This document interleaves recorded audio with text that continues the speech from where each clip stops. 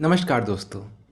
हम लोग रोज़मर्रा की ज़िंदगी में बहुत सारे समझौतों में जाते हैं। मैं यहाँ ज़िंदगी के समझौतों की बात नहीं कर रहा हूँ।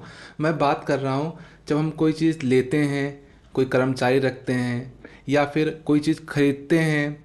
किसी विवाद को निपटाने के लिए हम लोग एक समझौता करते हैं। अब वो समझौता मौखिक भी होता है और लिखित भी होता है। समझौता करना आसान होता है, लेकिन जब उस समझौते को हम लोग लागू कराने की कोशिश करते हैं तो पता चलता है कि वो समझौता वैध नहीं था, मतलब वैलिड नहीं था।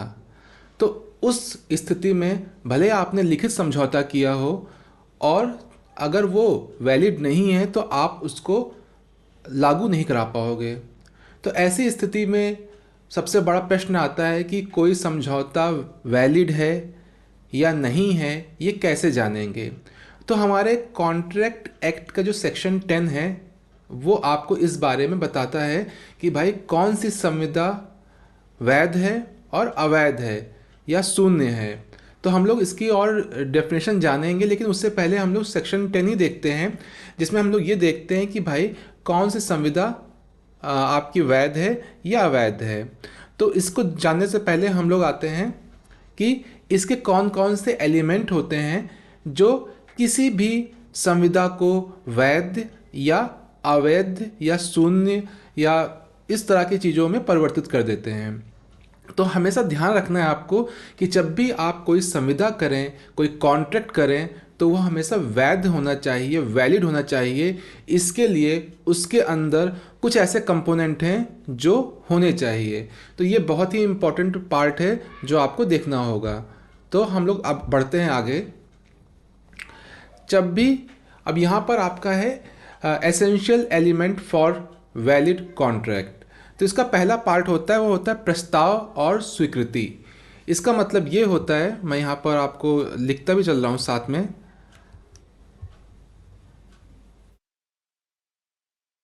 प्रस्ताव, ऑफर मतलब प्रस्ताव, और एक्सेप्टेंस मतलब स्वीकृति। इसका मतलब ये होता है कि वहाँ पर एक प्रस्ताव दिया जाना चाहिए और उसको एक्सेप्ट किया जाए। अब ये जो ऑफ़र होता है इसको प्रपोज़ल भी बोलते हैं। इसी ऑफ़र को हम लोग प्रपोज़ल भी बोलते हैं, ठीक है। इसके बाद दूसरा आता है intention to create legal relationship. इसका मतलब ये होता है कि आप ये इसलिए कर रहे हैं ताकि आप एक वैधानिक संबंध या वैधिक आप संबंध स्थापित कर पाएँ। तीसरा आता है यहाँ पर, इसे बोलते हैं सर्वसम्मति से। ये आपका सेक्शन 13 बताता है। अब ये सर्वसम्मति से क्या होता है, इसका मतलब होता है consensus ad idem. Consensus ad idem, इसका मतलब ये है कि सर्वसम्मति हो, आपसी सहमति हो, तभी यहाँ पर आप एक कोई कॉन्ट्रैक्ट कर सकते हैं। एक तरफा कॉन्ट्रैक्ट आप नहीं कर सकते हैं, इसमें दोनों पक्षों की सहमति होनी चाहिए। उसके बाद है कंसिडरेशन होना चाहिए उसका। कैपेसिटी टू कॉन्ट्रैक्ट, इसका मतलब ये होता है कि वो कैपेसिटी, उसको कॉन्ट्रैक्ट करने की कैपेसिटी होनी चाहिए उसमें जो आप कराने जा रहे हैं। इसके बाद आता है फ्री कंसर्न। फ्री कंसर्न मतलब होता है स्वतंत्र सहमति। क्या होता है? स्वतंत्र सहमति। अब ये स्वतंत्र सहमति क्या होता है? मैंने कोई कॉन्ट्रैक्ट कराना है, हम गए किसी के पास और मैंने कहा कॉन्ट्रैक्ट कर दो या ये सामान मुझे दे दो। उसने कहा ये सामान हम 10,000 में देंगे। आपने कहा ठीक है, दोनों पक्ष सहमत हो गए। आपने वो सामान लेकर एक कॉन्ट्रैक्ट, सेल, जो भी कॉन्ट्रैक्ट होगा आपने ले लिया। उसके बाद ये स्वतंत्र सहमति हो गया। लेकिन अगर वही कॉन्ट्रैक्ट आत्महत्या की धमकी कि हम सुसाइड कर लेंगे नहीं दोगे तो, नस काट लेंगे नहीं दोगे तो, या फिर कोई धमकी देकर धमकाने की कि अगर नहीं दोगे तो फिर हम ये कर देंगे, आपको क्षति पहुंचा देंगे, या फिर किसी छोटे बच्चे से जो आपकी संविदा के लिए उचित नहीं है। आप गए, एक छोटे बच्चे के हाथ में आपने फ़ोन देखा, आपने कहा बेटा 10 रुपये ले लो, फ़ोन दे दो मुझे, और आपने उसे साइन करा लिए। तो क्या संविदा होगी? नहीं होगी, क्योंकि यहाँ पर वो बच्चा संविदा करने के लिए उसकी अभी एज नहीं हुई है। यहाँ पर आपको ये बात भी ध्यान रखनी पड़ेगी। इसके बाद होता है कि पॉसिबिलिटी ऑफ परफॉर्मेंस। अब ऐसी संविदा होनी चाहिए जो आप परफॉर्म कर पाओ। मतलब ऐसी संविदा ना हो कि अगर तुमने मुझे आई लव यू बोल दिया तो मैं आसमान से तारे तोड़ लाऊंगा। तो इसके पॉसिबिलिटी ऑफ परफॉर्मेंस नहीं है, आप नहीं तोड़ सकते हो। वो भले आपको लिख कर दे दे लेकिन तब भी आप तोड़ नहीं सकते हो। और लास्ट होता है इसका कि मौखिक समझौतों को, अगर आपका मौखिक समझौता है तो उसको आप परिवर्तनीय कर पाएँ या फिर रिटर्न एंड रजिस्ट्रेशन उसका करा पाएँ। तो ये आपके कुछ बेसिक चीज़ें होती हैं जो एक कॉन्ट्रैक्ट में ज़रूरी होती हैं।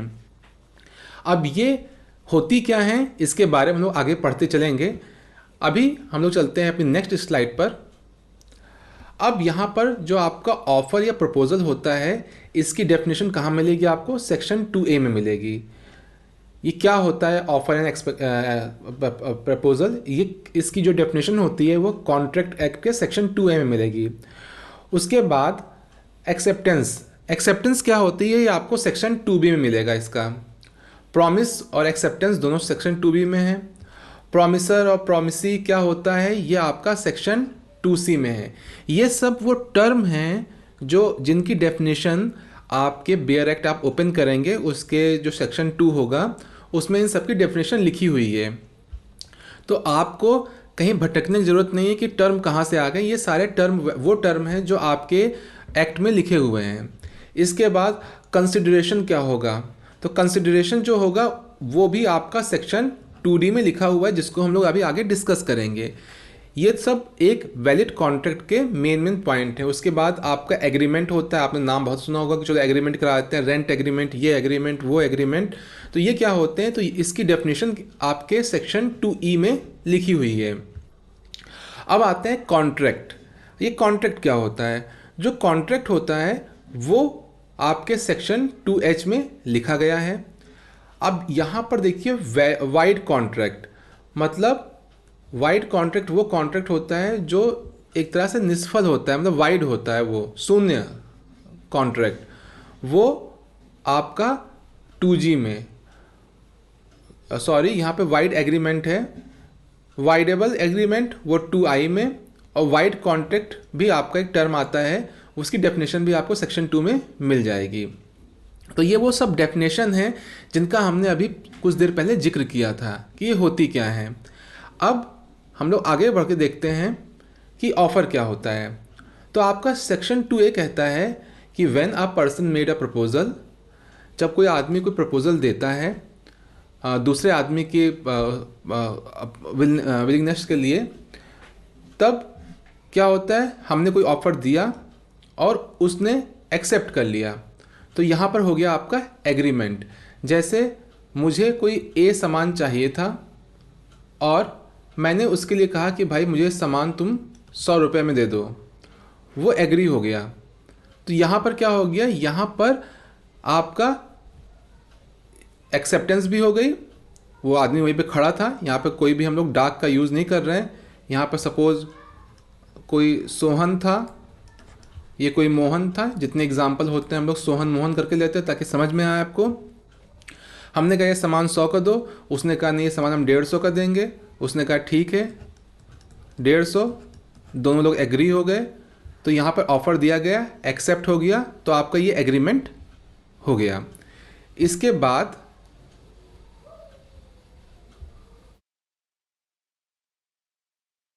इसके बाद हम यहाँ पर आते हैं, एक डायग्राम बनाया ताकि आपको समझ में आ जाए। ये आपका हो गया एग्रीमेंट, ठीक है। एग्रीमेंट मतलब क्या अभी पढ़ा हमने? ऑफर प्लस एक्सेप्टेंस, ये आपका एग्रीमेंट हो गया। तो क्या एग्रीमेंट होता है वही कॉन्ट्रैक्ट होता है? नहीं। ये लाइन ऐसी लाइन है जो आप जब लॉ पढ़ते हैं तो आपको पढ़ा दी जाती है एक डायलॉग की तरह कि बसंतीन कुत्तों के सामने मत नाचना। वैसे ही होता है कि all contract are agreement but all agreement are not contract. तो वैसे ही होता है, अगर आपका वो एग्रीमेंट विधि के द्वारा परिवर्तनीय ना हो तो वो एग्रीमेंट रह जाता है।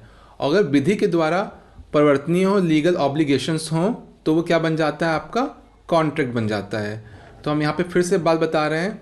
फिर से बात ये है कि एक तरह से अगर आपका जो एग्रीमेंट है वो लॉ लीगल ऑब्लिगेशन है उसमें, तो वो कॉन्ट्रैक्ट हो जाएगा। देखिए यहाँ पर आपने जो इंटरसेक्शन देखा हुआ है ये, तो इसको भी हम यहाँ पर कर दे रहे हैं। तो ये क्या हो गया, जो रेड पार्ट है वो आपका कॉन्ट्रैक्ट हो गया। क्यों? क्योंकि देखिएगा जो आपका एग्रीमेंट और लीगल ऑब्लिगेशन है यहाँ पर दोनों एक दूसरे को इंटरसेक्ट कर रहे हैं। तो इंटरसेक्ट करने का मतलब ये होता है कि जो एग्रीमेंट लीगल ऑब्लिगेशन जहाँ पर दोनों एक दूसरे को टच कर रहे हैं वो हो गया आपका कॉन्ट्रैक्ट। तो आपका वही जो फेमस डायलॉग होता है कि all contract are agreement but all agreement are not contract. तो यहाँ से इस चीज़ का यहाँ पर आया है। इसको आप ऐसा समझ सकते हैं कि जो आपकी एग्रीमेंट होता है इसको आप समझौता समझ सकते हैं, कहते हैं इसको समझौता। तो आपका जब आपने प्रस्ताव और स्वीकृति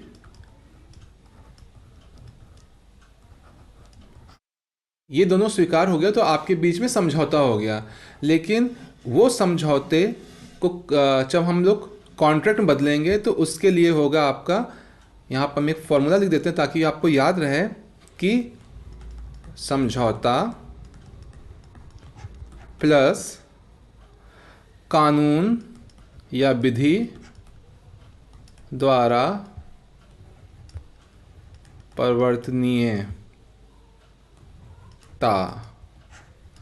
मतलब हम लोग कानून की मदद से या विधि की मदद से उसको परिवर्तनीय करा लें तो ये आपका जो समझौता होता है ये आपका बन जाएगा कॉन्ट्रैक्ट। मतलब क्या बन जाएगा, संविदा बन जाएगा, संविदा बन जाएगा। तो ये हो गया आपका कॉन्ट्रैक्ट का बेसिक डेफिनेशन कि भाई कॉन्ट्रैक्ट क्या होता है। जब हम लोग समझौता करते हैं और उसमें लीगल ऑब्लिगेशन होता है तो वो आपका बन जाता है संविदा। अब यहाँ पर जो समझौता होता है, थोड़ा हम आगे बढ़ रहे हैं, ये समझौता होता है, ये समझौता हमने दो पार्ट में डिवाइड कर सकते हैं। ये समझौता जो होता है इसको हम लोग दो पार्ट में डिवाइड कर सकते हैं। कुछ समझौते जो होते हैं वो कानून जो द्वारा हम लोग उसको नहीं करा सकते हैं, मतलब कानून से उसको हम लोग इम्प्लीमेंट नहीं करा सकते हैं, तो जिस पर कानून लागू नहीं होता है। तो आपके अभी हमने पढ़ा है कि सेक्शन 2G में ऐसे समझौतों को हम लोगों ने बोला है कि ये शून्य होते हैं। उदाहरण के लिए हम ऐसा समझ सकते हैं कि अगर एक नाबालिग से हमने, एक माइनर से हमने एक समझौता किया है तो समझौता क्या होगा, वो शून्य होगा। तो आप इसको कहाँ देख सकते हैं, मेरी इस बात को आप कहाँ देख सकते हैं, तो आप इसको देख सकते हैं सेक्शन 24 से 30 के बीच में, वहाँ पर लिखा हुआ है, जिसको अभी हम लोग आगे और डिस्कस करेंगे। लेकिन इस पार्ट में हम चाहते हैं कि आपको एक पूरा ओवरव्यू दे दें जिसमें कि आपको पता चल जाए कि क्या क्या चीज़ें होती हैं। सेक्शन 10 जो बताता है कि ये वैलिड है या नहीं है, तो किस किस चीज़ में क्या क्या होता है, तो हल्का से यहाँ पे लिटमस टेस्ट की तरह है जो आपको यहाँ पर बता रहे हैं। इसके बाद हम लोग आते हैं कि जैसे हमने पहले बता दिया कि एग्रीमेंट जो होता है वो अगर लॉ के सामने परिवर्तनीय हो तो वो आपका कॉन्ट्रैक्ट बन जाता है, संविदा बन जाता है। तो ये चीज़ें हमने यहाँ पर डिस्कस कर ली हैं। इसके अलावा जो हम लोग यहाँ पर बात कर रहे हैं कि आपका सेक्शन 24 से लेकर 30 के बीच में, तो एक हल्का सा हम लोग देख लेते हैं कि सेक्शन 24 क्या कहता है। सेक्शन 24 ये कहता है कि संविदा को शून्य माना जाएगा, शून्य माना जाएगा। कब माना जाएगा, जब उसका प्रतिफल और उद्देश्य गैर कानूनी हो, गैर कानूनी हो। इसका मतलब ये है कि मैंने किसी से कहा कि जाओ किसी व्यक्ति के हाथ पैर तोड़ दो, और इसके लिए हम लोग एक कॉन्ट्रैक्ट करते हैं। हमने उसको 10,000 रुपये दिए हाथ पैर तोड़ने के लिए, वो गया, उसने हाथ पैर नहीं तोड़े, ये केवल एक हाथ तोड़ के वापस आ गया। तो हम इस कॉन्ट्रैक्ट को लेकर पुलिस या कोर्ट के पास नहीं जा सकते हैं, क्योंकि सेक्शन 24 कहता है कि ऐसे हर वो कॉन्ट्रैक्ट जिनका प्रतिफल या उद्देश्य गैर कानूनी हो वो उसी टाइम पर शून्य हो जाते हैं। इसीलिए इन धंधों में कॉन्ट्रैक्ट नहीं होता है, केवल लोग जबान पर ही विश्वास करते हैं। ठीक है। सेक्शन 25 जो होता है वो बताता है आपका कि बिना प्रतिफल के जो समझौता होता है वह शून्य माना जाता है।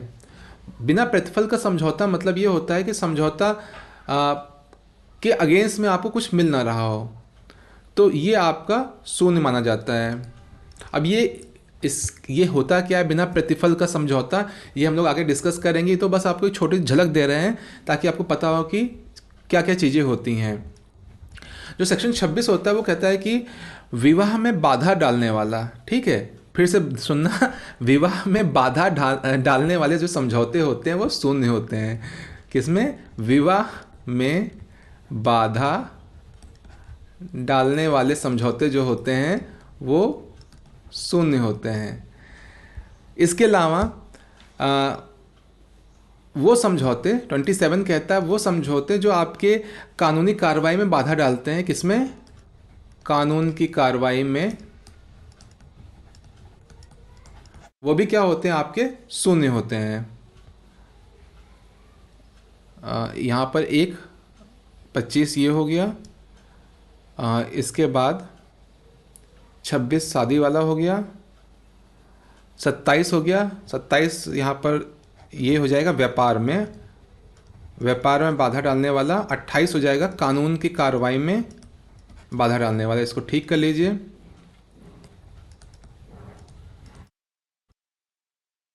ठीक है। उसके बाद 29 ये कहता है कि जो अनिश्चित समझौते होते हैं वो शून्य होते हैं। अनिश्चित समझौते क्या होते हैं? वो समझौते जो अगर ऐसा हुआ तो हम ये कर देंगे, अगर वैसा हुआ तो वो कर देंगे, अगर आज बारिश हुई तो हम ये काम कर देंगे, इस तरह जो चीज़ें होती हैं वो अनिश्चित समझौते होते हैं। हम लोग इसको और पढ़ेंगे, विद केस लॉ पढ़ेंगे। और लास्ट होता है आपका कि जब दांव के मध्य जो समझौते होते हैं, मतलब दांव मतलब आपने दांव लगाते लगाते कोई समझौता कर लिया है, तो वो क्या होते हैं? आपके शून्य होते हैं। तो मतलब ये जो शून्य होते हैं ये आपके बेकार के होते हैं, मतलब ये आप इसको इन्फोर्स नहीं करा सकते हैं। तो हम लोग यहीं पर इसको रोकते हैं और हम लोग नेक्स्ट वीडियो में इसको थोड़ा और डिटेल में पढ़ेंगे। बड़ा इंटरेस्टिंग टॉपिक है आपका कॉन्ट्रैक्ट एक्ट, क्योंकि हर चीज़ में इसकी ज़रूरत पड़ती है। तो जब आप निजी तौर पे काम कर रहे हैं, आप कंपनी के तौर पे काम कर रहे हैं, तो आपको ये कॉन्ट्रैक्ट जो होता है वो कैसे वैलिड होता है ये जानना ज़रूरी होता है। धन्यवाद।